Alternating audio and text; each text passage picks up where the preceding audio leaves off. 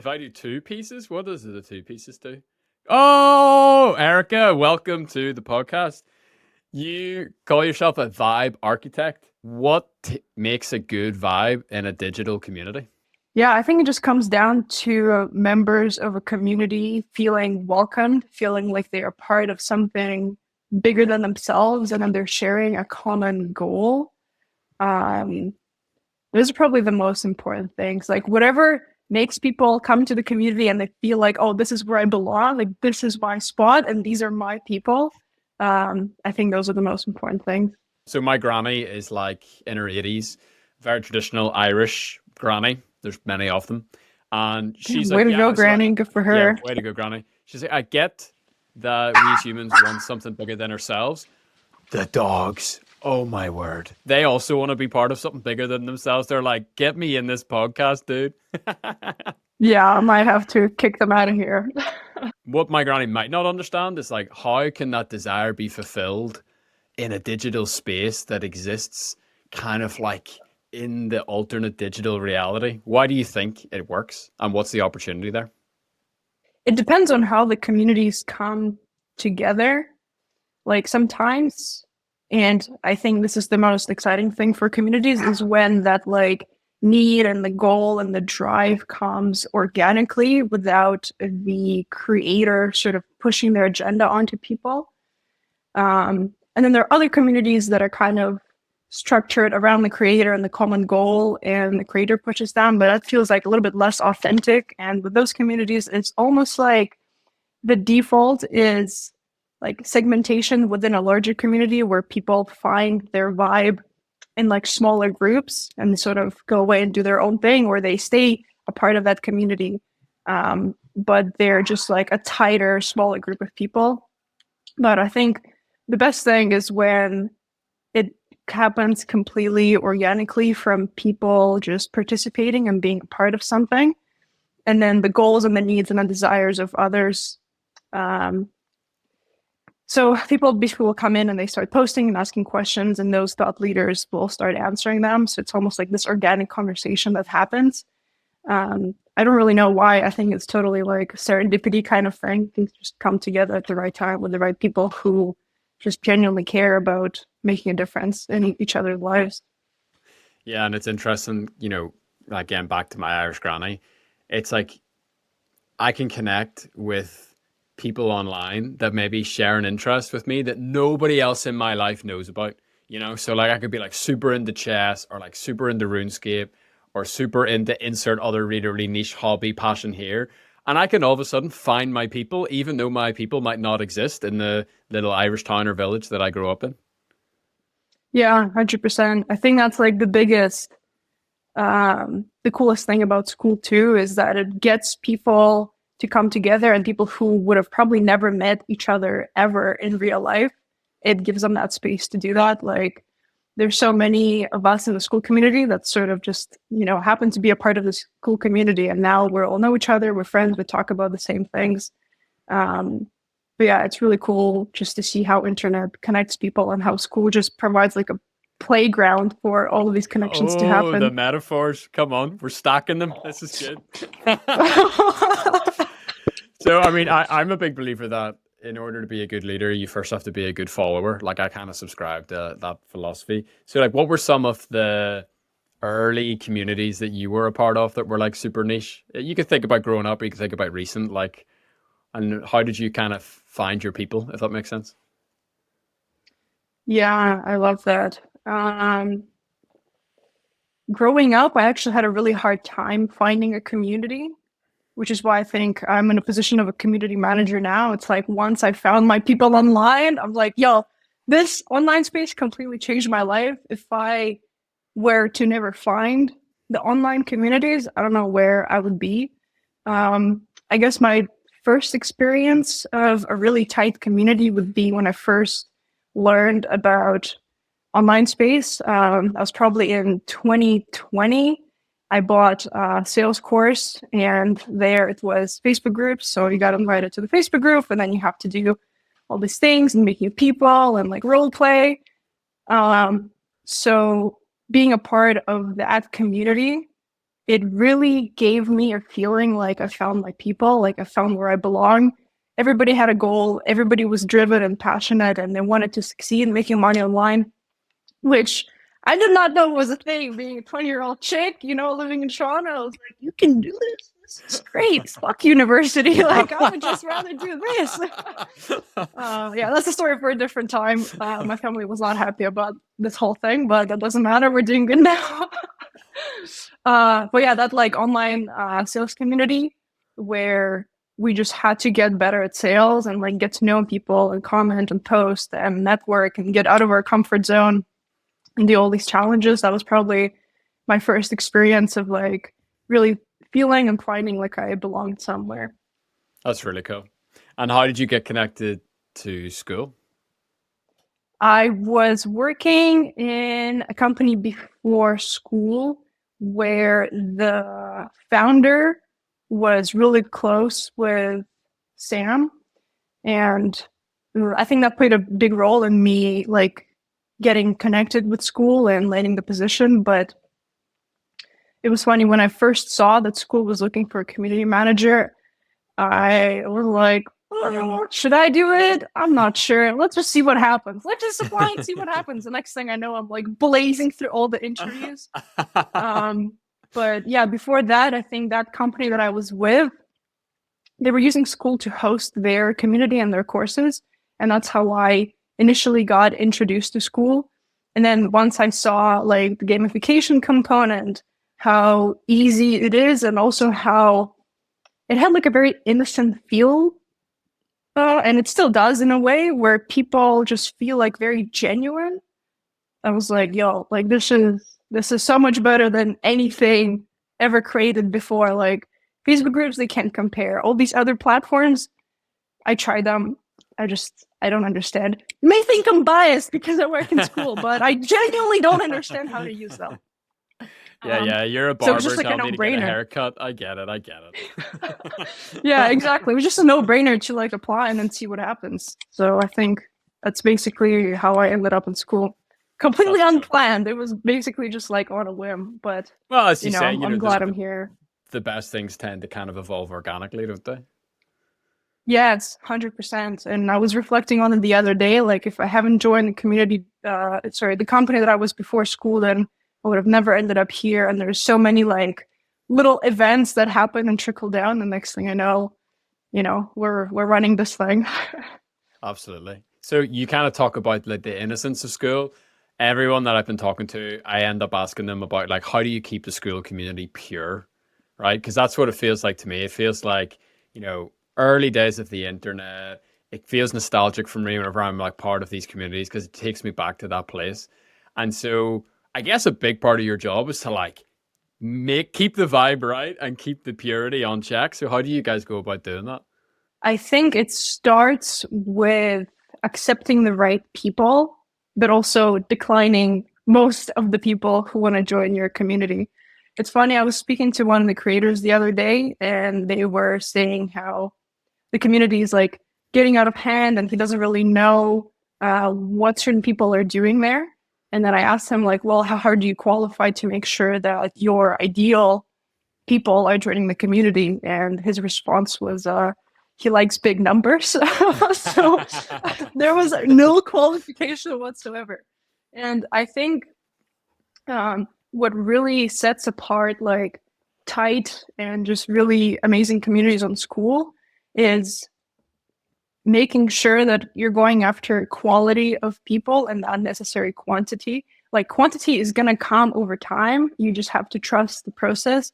But to start off a good foot, you just have to make sure that the right people are coming in. So just on the technical side, that would mean to have membership questions, to go into profiles and see how many other communities is this person a part of, like what's their bio, what's their profile picture. Simple things that may seem like, oh, whatever, kind of easy to just not do them, but it makes a huge difference to accept people who care and will actually enjoy being a part of a community and not just be like another number on your members tab. Sure. And what are some red flags that we as community owners can look out for? Whenever we're kind of screening people, you get the little red notification and you click it and it's like, you've got a few people to kind of let in. What are some kind of red flags that you've picked up on where it's like, oh yeah, I don't know if this is going to be a good fit? Yeah, one of our community members actually made a post about it recently. So I just wanted to say huge shout out to Brenzen. Hey, Hopefully I yeah, pronounced your name Branson, go right. ahead. She's a beauty, man. What a beast. Yeah, she made a great post outlining like some of the things to look out for. But just at the top of my head, make sure that their bio isn't something like generic or a random quote or there's like spelling mistakes or anything like that. Um, the profile picture, hopefully it's their face. So you see the person. It can be a selfie, it can be whatever, but the face isn't hidden. It's not like, I don't know, a cat in a bag or something random. Um, another thing that you could do is go and click onto their profile and just see how many communities they're a part of. There's some accounts that just like spam join communities, and we actually have a system that catches this now. Shout out our CTO, Dan. You're the best. Um, but yeah, so we have picture, the bio is legit, not a member of like 50 gajillion communities. And you can actually always message a person before accepting them into your community. So usually you go into your membership queue, you can click the three dots and you can message them and chat with them and just see like, it doesn't need to be like, hey, are you a spam account? Like, what's going on here? But just like, Do hey, you I noticed you speak were trying to. robot? Yeah. Yeah. You can be smooth about it, like, You just send them a bunch of zeros and ones, and if they get back to you, you're like, I knew it. yeah, bam, right away, get out of here. No, but you can be really smooth about it. Just asking, like, hey, I noticed that you were looking to join my community. What was it that maybe prompted you? What did you see? What are you looking to learn? So it's just a way to have a quick conversation. If it sounds legit, and you will tell right away if it sounds legit, then accept them by all means. But if it's all like weird or there's like, hey, and then you don't hear anything from them ever again, yeah, I mean, you already know. You already know that it's just You not going already to work to know. accept You a already person know. like that. Yeah. That's a Um, really really useful tactic because I actually didn't know, and this is why I was really excited to talk to you because like the Skool platform like super intimately, and like I never even would have thought of like, oh yeah, three dots message before they get in, boom, bada boom, done. This is probably really bad. I don't even know if I want to say this, but like we've been having some really big problems in our community with people we let in who their profile picture is like a mom with a child. Every single person we've let in that has a baby in the photo are like bad news. So I don't know what's going on there. I guess it's just like praying to the innocent, isn't it? yeah, it 100% is like sometimes to you kind of want to like step into the shoes of a person who's trying to get into other people's DMs. And yeah, 9 times out of 10, they're going to go for like a very innocent, lovey-dovey look kind of thing. And the next thing you know, it's just like, hey, I can turn $50 into 1 million. What's going on, buddy? Yeah. We literally let one of them in, and it was like within 30 seconds, it was like brah, brah, brah, brah, brah, like same thing. I was like, it was like a machine gun. I was like, get this person out of here! Like 20 people reporting. It's like, oh my word. I could never. We now have a new policy: no mums. If you're a mother, you're just not allowed into our community. Not much. Yeah, get out of here. No mums allowed. Any other? And this is probably kind of a hard question, but like any other like little tactics like that where us new to the platform we might not know about that feature because you guys are always rolling out new features and I mean it takes a while to discover all of them, so specifically for managing your community and keeping the vibe in check, any kind of little tips or tricks you could share? Well, one thing we did notice is if you have a paid community, even if it's $1, it makes a huge difference in quality. So if you're contemplating starting a paid community, this is your sign to start that. Um, some other things, it definitely helps having more like admins and moderators in different time zones so that there's like a 24-hour coverage on your community.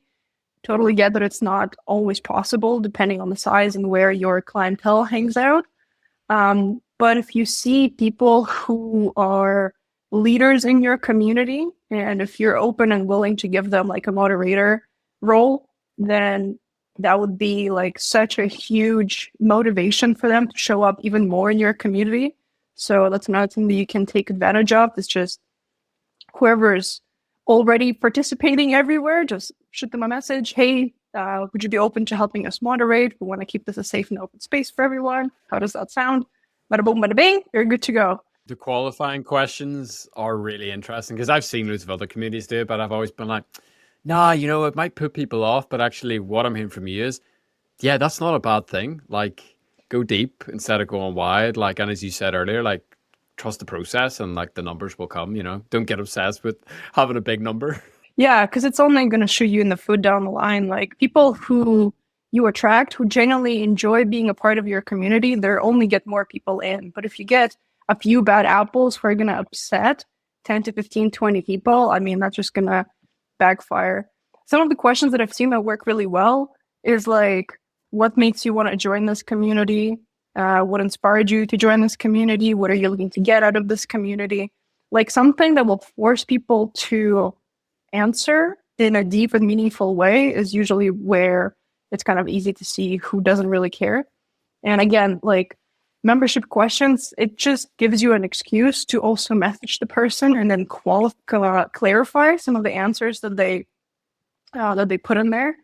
So I think, having those quick, short one-on-ones can definitely be beneficial. What are some of the communities that you have seen do a really, really good job whenever it comes to like the vibe and the community aspect of their schools? I mean, just at the top of my head, if you go onto Discovery page, the top communities there are the most engaged ones. So they do a number of things. One thing that they have in common is having calls, like really taking advantage of the events on the calendar and being there for your community, like showing up with your face. But even if you don't show up with your face there, like creating something like a Zoom room or something where people can connect with one another just whenever they feel like it. And I find like what really gets people talking and connecting with one another is not necessarily always talking about the thing that people are there for, because that's like probably their focus most of the time anyway. But if you can create a space for more playful interactions that maybe aren't taken so seriously, but it's more to like, let's just have a good time together. Like everybody works hard, everybody is doing their thing. But if we can create some genuine memories and connections outside of what we're here to do, I think that can really turn members, not just members, but like friends and however close they want to get connected with one another. So yeah, those calls I think are definitely fun, and they can be like themed calls. You can be playing games online, Scribble, whatever online games there are. Whatever you kids are up to these days. Yeah, I don't know people play, man. I don't know. I play Genshin Impact every once in a while, but I don't really play any other games.